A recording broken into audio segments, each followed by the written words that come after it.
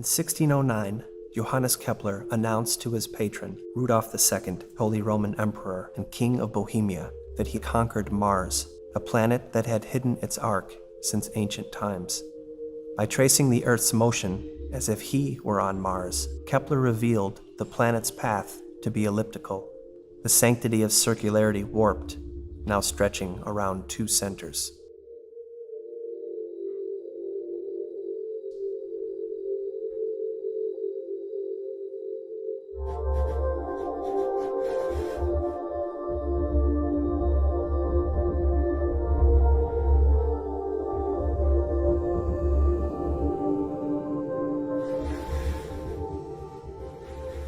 One of the first to design and utilize the telescope, Galileo witnessed directly several defects in the prevailing models, especially those shaped by Aristotle. The lens manifested mountains on the moon, spots on the sun, lunar satellites of Jupiter, and that Venus was lit differently, in phases, signifying a solar orbit.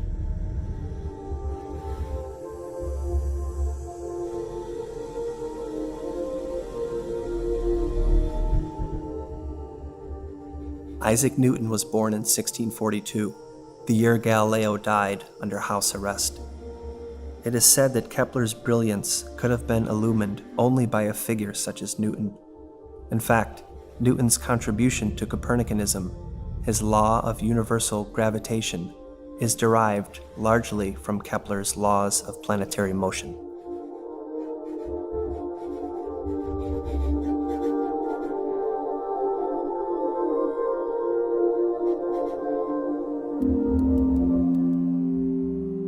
Due to its highly theoretical nature, On the Revolutions was not immediately controversial.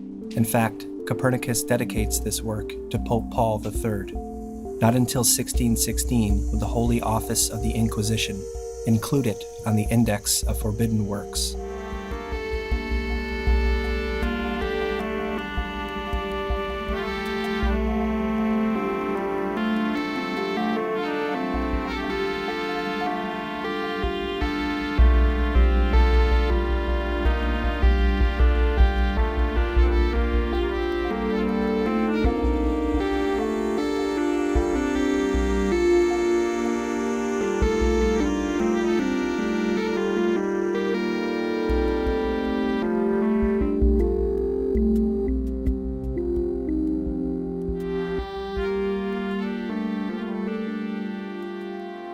Kepler's devotion to God, expressed through his study of the phenomenal world, was astonishing. A perfect and majestic God would be reflected in and as the universe, from the geometry of a snowflake to the most golden of ratios. His work proportioned skillfully between measurable rigor and fantastic esoterica.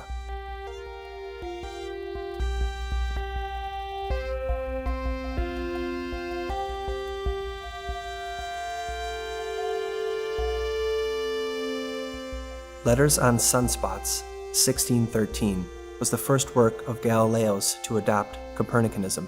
His letters to the Grand Duchess and to Castelli are exemplary treatments of the intellect's capacity to interpret and interpenetrate the world through its word, corresponding the lapping tides with those starry messengers above.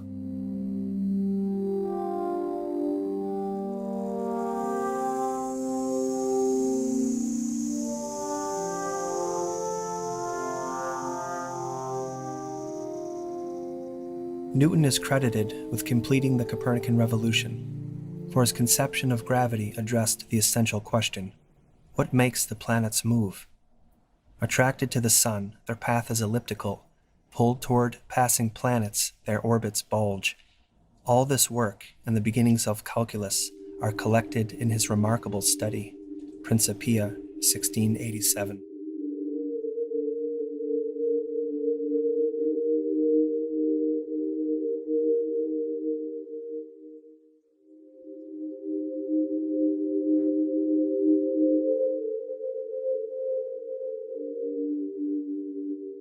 The degree to which Copernicus believed the sun was actually at the center remains uncertain.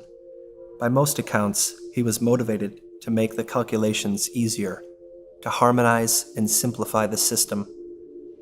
Despite breaking with ancient and medieval geocentric models, he kept the planets in circular orbits.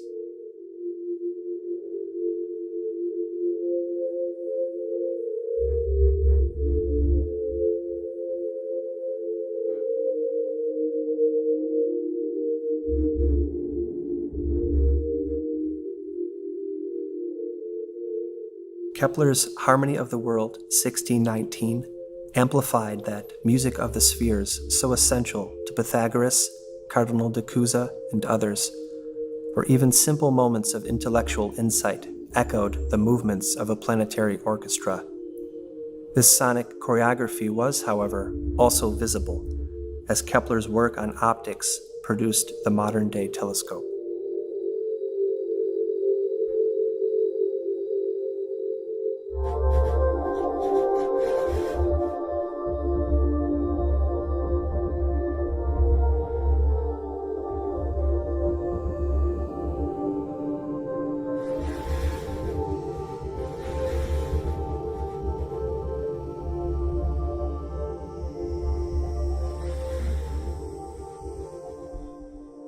When Copernicanism was pronounced heretical by the Sacred Congregation of the Index 1616, Galileo was privately warned and personally instructed not to hold, defend, nor teach it.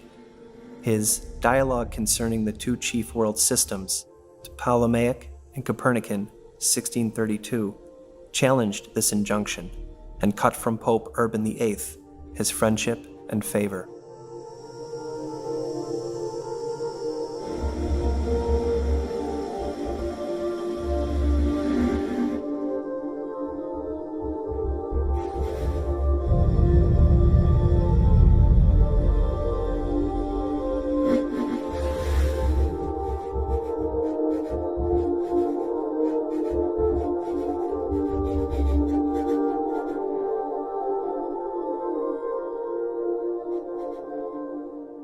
Perceived as the archetype of Enlightenment reason, Newton, in actual fact, devoted considerable attention to alchemy and the occult, a point all but unknown for 2 centuries after his death.